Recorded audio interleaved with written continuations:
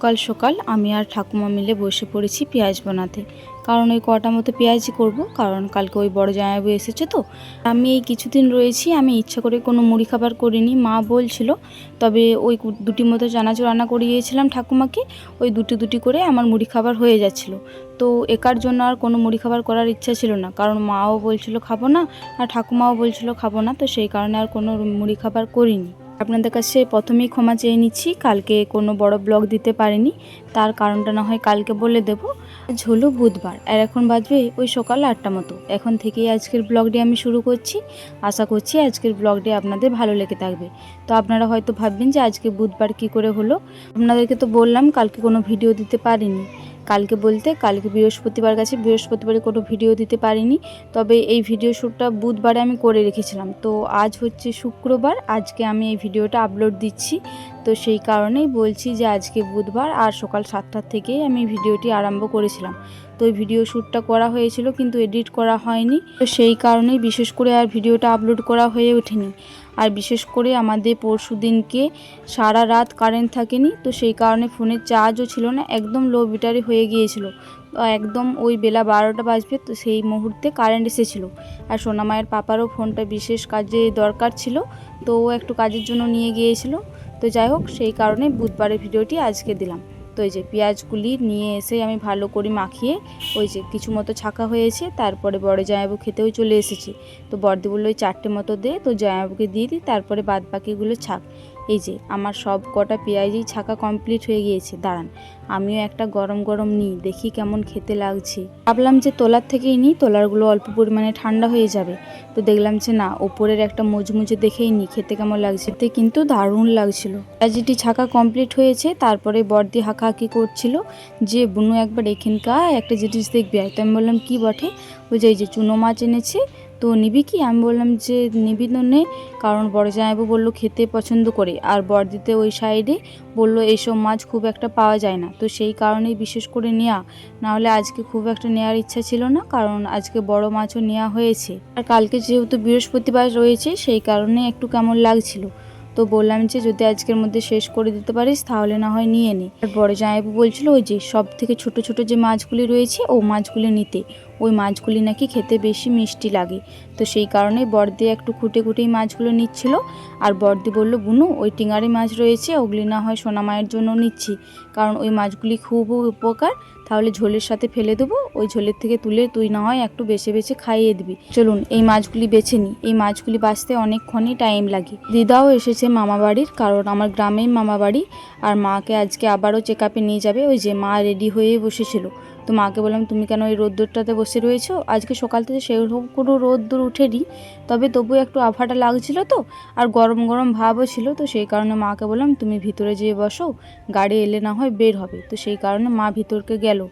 আর আজকে মায়ের চেক আপের ডেট রয়েছে, হয়তো নার্সিংহোমে আবার অ্যাডমিটও করে নিতে পারে, জানেন তো, কারণ বলেছে আজকে চেক আপটা একটু অনেকক্ষণই লাগবে টাইম, তো সেই কারণে অ্যাডমিট করেই নাকি চেক আপটা করাতে হবে। তো কোনো ঠিক ঠিকানা নেই কি হবে না হবে। তো যাই হোক, চলুন মাছগুলি বেছে নিই। আর দিদাও বিশেষ করে ওই কারণেই এসেছে, কারণ মাকে নিয়ে যাবে, তারপরে মাকে নিয়ে গেলে হয়তো দিদা চলে যাবে। তো দিদা বললো যে তোদেরও তো বাচ্চা ছেলে নিয়ে কষ্ট হবে কাজ করতে, তো তাহলে আমি না হয় মাছগুলি বেছে দিয়ে তারপরে যাব। বড়দি মায়ের জন্য একটি বেডশিট এনেছে, ওইটি দেখাতে এসেছিলো। বুনু কেমন লাগছে বলতো? এটা কিন্তু বেশ ভালোই লাগছিল। আমি বললাম আমার জন্য একটা এনে দিবি।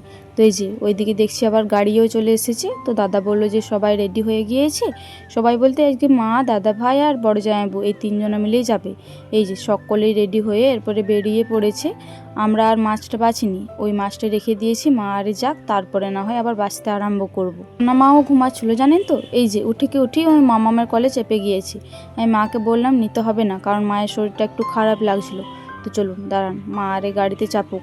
ওই যে আপনারা দেখেই হয়তো বুঝতে পারবেন যে মায়ের শরীরটা প্রচণ্ড পরিমাণে খারাপ লাগছে। ভগবানের আশীর্বাদে মা যেন ভালোভাবে বাড়ি ফিরে আসে। মিনিমাম ওই 11টা মতো বাজবে। তো এই মুহূর্তে প্রচণ্ড পরিমাণে গরম করছিল আর কারেন্টটিও চলে গিয়েছিল। তো এই যে বড় বোন যে এই ফ্যানটি নিয়ে এসেছে, বেশ ভালো ফ্যানটি, কিন্তু ব্যাটারি ফ্যান, ওই 300 থেকে 350 টাকা দাম নিয়েছে বললো। তো সেজমিশই কিনে দিয়েছে। এই ফ্যানটি কিন্তু বেশ ভালো, একটু মতো চার্জ দিলে অনেকক্ষণই বেশ চলছে। তো ওই আমাকে বার করে দিল, বললো বুনু ঘেমে যাচ্ছে, তাহলে মাসিমণি তুমি বুনুকে একটু পাখাটা করে দাও, তাহলে দেখো আরাম পাবে। সত্যি কথা বলতে এত সুন্দর আরাম, দাঁড়ান আমিও একটু নিয়ে দেখি। কি সুন্দর আরাম, সত্যি বলছি, এত ঠান্ডা বাতাসটা না পুরো সে এসির মতো, দারুণ আরাম লাগছে। এইটুকু ফ্যানটা এত সুন্দর বাতাস, দেখলে কিন্তু বোঝা যাবে না। এদিকে বর্দি ভাই আজকে রান্নাটা করছে, আজকে পুরো রান্নাটা ওই করবে বলল, আমাকে বলল তোকে করতে হবে না, তুই তো এই কিছুদিন করছিস। বড় দিদি হলো মায়ের আর এক অংশ হয়তো, কারণ মায়ের মতনই সব কিছু খেয়াল রাখে, জানেন তো, পছন্দ অপছন্দ দুঃখ কষ্ট সব কিছুরই। তো যাই হোক, বর্দি সোনামাকে স্নানটা করা, ততক্ষণকে না হয় মাছগুলি ভেজে নিই। বর্দি ভাই ওইদিকে চলে গিয়েছে সোনামাকে স্নান করানোর জন্য। ও বলছিল যে আমি একবারই রান্নাটা কমপ্লিট করি, তারপরে না হয় স্নানটা করাবো। তো বললামই তো 11টা মতো বেজে গিয়েছে, মা আবার স্নান করি ঘুমিয়ে যাবে, তো সেই কারণেই বললাম তুই সকাল করে স্নানটা করিয়ে দে, আমি না হয় একটু রোদে ঘুরাবো, তারপরে ওকে ঘুম পাড়াবো। সেই কারণেই বড়দিকে বিশেষ করে বললাম তুই না হয় সোনামাকে স্নানটা করিয়ে নে, আমি ততক্ষণকে ওই যে চুনো মাছগুলি কিনেছিল ওগুলি না হয় ভেজে নিচ্ছি। তো ওর এই মুহূর্তে ভাত, তারপরে টুকিটাকি যে রান্না বান্নাগুলো ছিল ভাজাভুজি, ওগুলো সবই হয়ে গিয়েছে। এরপরে এই মাছ ভাজাগুলি হতো আর সব সবজি দিয়ে একটি তরকারি হবে, ওই তরকারিটি হবে। তো দাঁড়ান, এই মাছগুলি প্রথমে অল্প পরিমাণে তেল দিয়েছিলাম, এরপরে ধারের মাছগুলি লেগে যাচ্ছিলো, সেই কারণে অল্প পরিমাণে তেল দিয়ে একটু নাড়িয়ে চাড়িয়ে ভালো করে ভেজে নিলাম। তো ঠাকুমা ওইদিকে খেতে বসেছে, ঠাকুমা অল্প মতো খুঁজলো, বললো খেপি দুটি মতো দিয়ে যা, মুড়ির সাথে বেশ ভালো লাগবে। তো ঠাকুমা হয়তো ভাতেতে আর মুড়িতে মেখেছে, তো সেই কারণে বিশেষ করে খুঁজলো। এখনও একটু কাঁচা কাঁচা রয়েছে। তো এই যে এরপরে ভালো করে ভাজা হয়ে গিয়েছে। তো দাঁড়ান, এই একটা মতো ভাজলাম, এখনও এক কড়াই মতো হবে। ওই যে বললাম না বড় জামাইবাবু বলেছিল ছোট ছোট মাছগুলি খাবে, তো সেই কারণেই দিদা ওই বড় মাছগুলি আর ছোট ছোট মাছগুলি আলাদা করে বেছে দিয়েছে। তো বড় মাছগুলি প্রথমে ভেজে নিলাম, এরপরে ছোট মাছগুলি দিয়ে দিচ্ছি। ওইদিকে সোনামায়ের স্নান করানোও হয়ে গিয়েছে, দিদি ভাই ওইদিকে আমাকে ডাকাডাকি করছে। তো বললো বুনু তুই না হয় ওই কড়াইটা চাপিয়ে দিয়ে চলে আয়, তারপরে আমি না হয় যাচ্ছি, তুই না হয় সোনামাকে একবার ব্রেস্ট ফিডিং করা, তারপরে না হয় ঘুম পাড়িয়ে দে। তো আমি বললাম যে না না, আমি একটু পরে যাচ্ছি, ওকে একটু রোদে ঘোরাবো। ততক্ষণকে দাঁড়া, এদিকটা হয়ে গিয়েছে, এক পিঠটা উল্টি দিয়ে তারপরে না হয় যাচ্ছি, তুই না হয় এসে ভালো করে ভেজে পরে নামিয়ে নিবি। দাঁড়ান, এক পিঠটা হয়ে গিয়েছে, ওই যে অল্প মতো খোড়া খোড়াও হয়ে গিয়েছে। এই মাছগুলি খেতে সত্যিই কিন্তু ভালো লাগে, পিঠটা উল্টি দিয়ে না গেলে না ভীষণই খড়ে যাবে, ওইটা খেতে ভালো লাগবে না, ওইটা তেতো তেতো লাগবে। তো দাঁড়ান, আর অল্প পরিমাণে তেল ছড়িয়ে দিয়ে চলে যায়, আর গ্যাসটি লো ফ্লেমে করে দেবো, তাহলে এই মাছগুলি বেশ লো ফ্লেমে মুচমুচে মতো ভাজা যাবে। এখন বাজবে ওই দুপুর 1:30টা মতো। তো সকলেই একসাথে খেতে বসেছি, আমি দিদিভাই ঠাকুমা। তো সোনামাকে আর বড় সোনুকে আগেই খাইয়ে নিয়েছি, সোনামাকে বড়দি ভাই খাইয়ে দিয়েছে, আর বড় সোনু তো নিজে হাতেই খেতে পারি। আজকে মেনুতে হয়েছে শাক ভাজা আর পেঁয়াজে কাল্লাতে ভাজা, পটল ভাজা, আর আমার জন্য হয়েছে হাঁসের ডিম সিদ্ধ, আর ওই সোনুর জন্য আর বড়দি ভাইয়ের জন্য হয়েছে মুরগির ডিম সিদ্ধ, আর ওই সব সবজি দিয়ে একটি তরকারি। আর এই কিছুক্ষণ আগে বললামই তো যে বড়দি ভাই হয়তো মায়ের আর একটি অংশ, আমি বলেছিলাম যে আমি কাল্লা ভাতে খাবো না, কারণ ওর আর ঠাকুমার জন্য কাল্লা ভাতে দিয়েছে, তো সেই কারণে আমার জন্য ওই যে পেঁয়াজে আর কাল্লাতে মুচমুচে করে ভেজে দিয়েছে। কাল্লা ভাজাগুলো এত সুন্দর খেতে লাগছিল, পুরো অপূর্ব।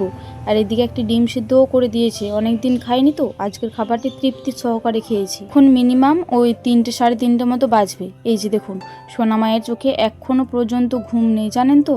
ওই যে 12টার সময় ঘুমিয়েছিল স্নান করে, তারপরে ওই উঠেছে 1টার সময়। দিন 1টার সময় উঠলে আবার 3টের মধ্যে ঘুমিয়ে পড়ে, আজকে মোটেও ঘুমাচ্ছে না। দাঁড়ান দেখবেন আনন্দটা। Polish S S polish S এসো, একদম আসবে না, একদম খাটি খাটি দাঁড়িয়ে থাকবে। আর তুমি জানলা থেকে লোক দেখছো নাকি? ওটা কি আমাকে দাও, ক্লিপটা দাও, দাও ক্লিপটা দাও, দাও ক্লিপটা দাও। জানলাটিতেও কি মজা পেয়েছে তো কে জানে, জানলাটা থেকে মোটেও নামবে না, ও শুধু ওইখানেই দাঁড়িয়ে থাকবে। আর আমার প্রচণ্ড পরিমাণে ঘুম পাচ্ছিল, সোনামা মোটেও ঘুমাবে না। তো যাই হোক, ওকে ঘুম পাড়ানোর চেষ্টা করি, দাঁড়ান ঘুমাই নাকি। মিনিমাম ওই 3:30 পৌনে 4টে মতো বাজবে, সেই মুহূর্তেই ঘুমালো। তো তারপরে এবার 4টে মতো বাজবে, ওই মুহূর্তে এবার কারেন্টই চলে গিয়েছিল, তারপরে উঠে গিয়েছিল। তো বড়দি ভাইকে বললাম তুই একবার ধর, আমি সারা দুপুর বাগিয়েছি আর পারছি না, তো তুই একবার না হয় ধর, আমি ঘর আরে সব ঝাড় দিয়ে দিচ্ছি। তো ও বললো তুই ধর, আমি ঘর আরে ঝাড় দিয়ে দিচ্ছি। আমি বললাম যে না না, তুই সকাল থেকে অনেক কিছুই বাগিয়েছিস, তুই একবার ধর, আমি না হয় ঘর আরে ঝাড় দিয়ে দিচ্ছি। তো ঘরের ভিতরটা সব কিছুই ঝাড় দিয়ে চলে এসেছি। তো আজকে প্রচণ্ড পরিমাণে বাতাস দিচ্ছে জানেন তো, সেই কারণে সব দরজাগুলি বন্ধ করে দিয়েছি, তাতে এই যে বাইরে ঝেঁটাচ্ছি এই ধুলো ময়লাগুলি যেন ঘরের ভিতরকে না যেতে পারে, তাহলে ঘরের ভিতরটি আবারও ধুলো হয়ে যাবে, আবারও আমাকে পরিষ্কার করতে হবে। যে এইদিকে দেখুন মিমি আর বুঞ্জি মিলে কি সুন্দর খেলা করছে। ওর বড় মিমিকে কি যে চিনেছে কে আনে, ও মনে হয় নিজের মাই একদম ভেবে ফেলেছে। খাওয়া ঘুম A to Z সব ওর কাছে। যেদিনকে প্রথম এসেছিল খুব একটা যেতে খুঁজছিল না, কিন্তু তারপরের দিন থেকে যেদিনকে চিনে গিয়েছে তারপরের দিন থেকে বড়দির কাছেই সব। আমার কাছে তো দুপুরের ভাতটাও খেতে ইচ্ছা করে না, এখন বড়দি ভাইয়ের কাছেই দুপুরের ভাতটাও খাচ্ছে। কারণ আজকে প্রচণ্ড পরিমাণে বাতাস দিচ্ছে তো, আজকে একদম বাইরে পর্যন্ত ঝাঁটিয়ে নেবো, না হলে এই ময়লাগুলি যদি বাড়ির সামনে রাখি আবারও বাড়িতে এসেই ঢুকবে। তো সেই কারণে একবারই ওই পুকুর পাড়টি রয়েছে ওইখান পর্যন্ত একবারই ঝাড়ু দিয়ে নেব। কিছুক্ষণ আগেই বড় জামাইবাবু ফোন করেছিল, বলল মাকে অ্যাডমিট করে নিয়েছে, মা আজকে আর বাড়ি আসবে না।